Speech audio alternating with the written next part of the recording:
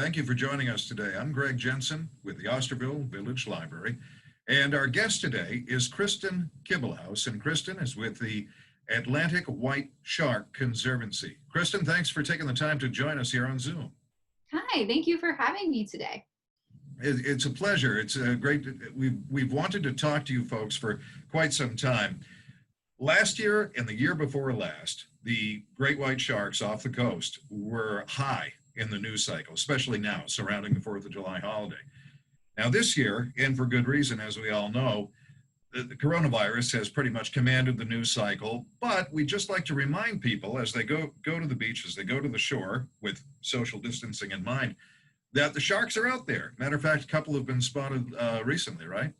Yes, you are correct. So just because you haven't heard much about the shark activity does not mean that they are not out there. So there have been many reports already of fishermen seeing white sharks off of our coastline. There's been a few spotted off of the Orleans beaches as well. And 2 weeks ago, the research team was out and we tagged 3. So they are out there and they are active. So Primarily, over the past couple of years, if it's any indication, we're seeing most of the sightings, most of the taggings for that matter, have been from Chatham, Orleans, up through Eastham, Wellfleet, Truro, and up to Provincetown. So they like that outer bank of the Cape, the wide open water behind them, right?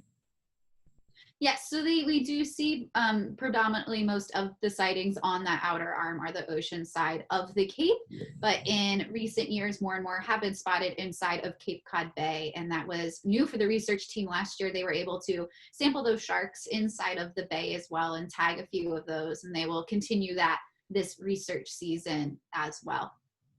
So let's talk about the seals for a moment, because as I understand, they are primarily the great white shark's preferred dinner, to put it in that way. So the ocean water is warming up a little bit ahead of schedule this year. You would think, not being a scientist, seals like cold water. You figure they inhabit areas north to us, but they've been increasing their numbers on the Cape in recent years, and that's attracting the sharks. Do I have it right? In retrospect, yes. So historically here along the coast of Cape Cod and in the New England region, there have been seals and white sharks. They've been recorded here for hundreds of years before we were here and living here. So in those early years in the 1960s, before the seals were put under a protection under the Marine Mammal Protection Act, there weren't many of them here because historically the Cape and the Northeast region had seal culling. So we did really wipe out that species here. And then same with white sharks before they were put under the federal protection as well as in a state water protection. It was very rare to see a white shark because we were fishing them out of our oceans at a very successful rate. So with those protections, those populations were able to rebound and come back up, but then we were seeing that conservation success story. And then here being on Cape Cod, I consider it a lucky thing because it's showing that our ecosystems are healthy and that we're able to watch these predator and prey interactions go on. Okay, so the seal shark predator prey dynamic has existed for hundreds of thousands of years, and it's just the recent resurgence from the endangered species actions which took place, bringing the seals back, bringing the sharks back, and we're taking notice in this generation of our lives. Yes. Dr. Skomel, I know he is in the news quite often, at the forefront of everything the Atlantic White Shark Conservancy does. I've been preparing this joke all morning, but I'm assuming he's out with Quint and Chief Brody at present, right? Yes. So we consider we can say that Quint would be our boat captain, John King. He has been our boat captain since pretty much the research has started. And then for Chief Brody, we'll have that be our staff scientist, Megan Winton. She pretty much keeps Gregg in line and makes sure he's staying on track with things. But so right funny. Now, yes. So right now our research season is going to start in July. They were out a couple weeks ago. That was just because a dead whale was off of Monomoy and the reports of the white sharks were surrounding it. So they quickly got the band back together for that one day out. They'll start a scheduled research season in July for now. But yes, we do collaborate with Dr. Gregg. He's the head biologist for Massachusetts Division of Marine Fisheries. So the Atlantic White Shark Conservancy helps fund and then conduct that research that he's doing. Okay. My favorite line was, "Bad fish, swallow you whole." So, you have some creative names of the sharks you tag. I don't have any in front of me here, but I get a kick out of some of them. Big Mama or whatever they're. Yes, yeah. So we have Large Marge. So you're close. So we have Large Marge, we have Curly, and we have Jameson, James. We have one that is named Cool Beans, which is named after a family dog. So yeah, we definitely get a fun bunch of names that go into our catalog of white sharks. I want to ask you how the Atlantic White Shark Conservancy operates. Like we are at the Osterville Village Library, a nonprofit responsible for the lion's share of our own funding. So are you. I want to get to that in a moment. But first, most important, people are watching this, they're listening to this, they're heading out to the beach surrounding 4th of July. What do they need to keep in mind? You don't need to be overly paranoid about the sharks that are offshore, but you do have to have some common sense precautions in mind, right?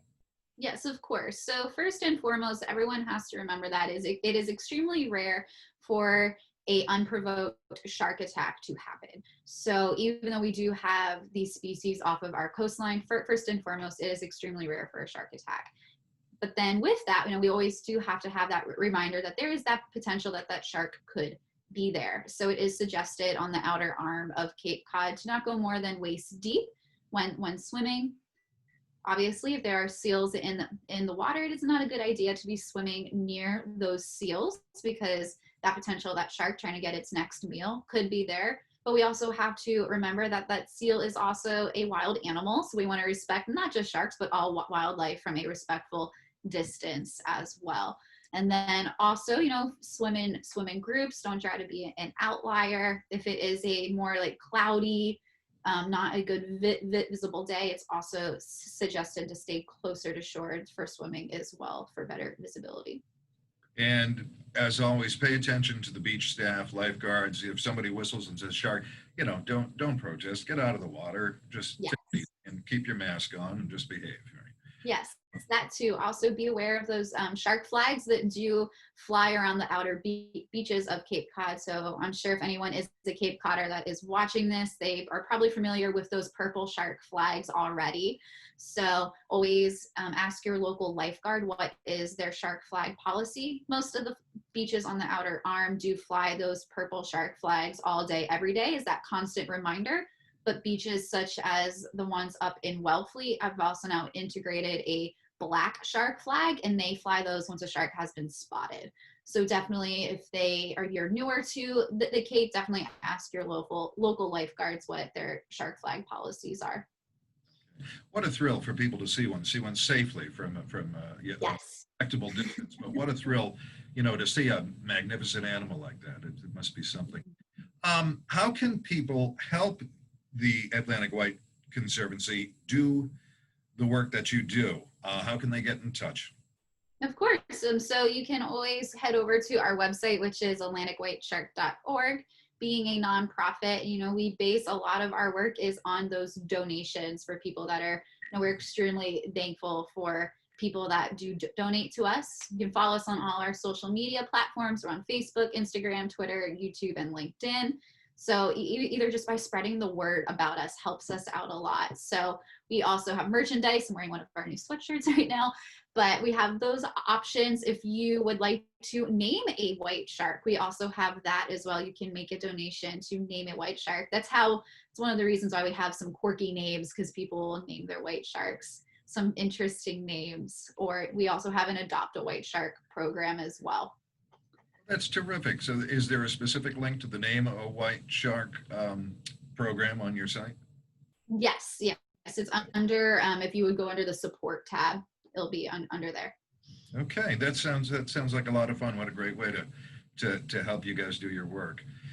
Permission to do another interview with you, let's say somewhere in the neighborhood of Labor Day. By then, the summer season will be thinking about, unfortunately, winding down, and maybe we can get an idea of how many sightings we've had over the summer and what have you.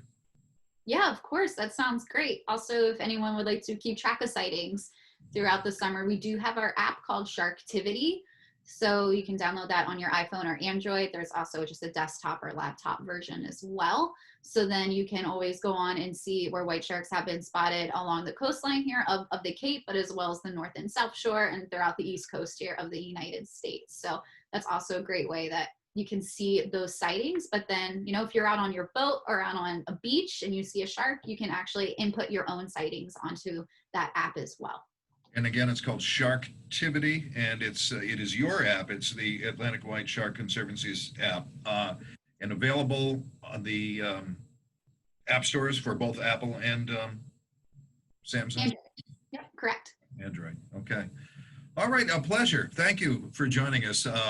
Kristen Kibblehouse with the Atlantic White Shark Conservancy, and we look forward to having you again, Kristen, as our guest a little later this summer. Take care. Awesome. Thank you. And thank all of you for joining us. Gregg Jensen here with the Osterville Village Library. Please stay tuned to this channel via our website, ostervillevillagelibrary.org, as we continue to bring you virtual programming for the months ahead. And as always, we thank you for your continued support.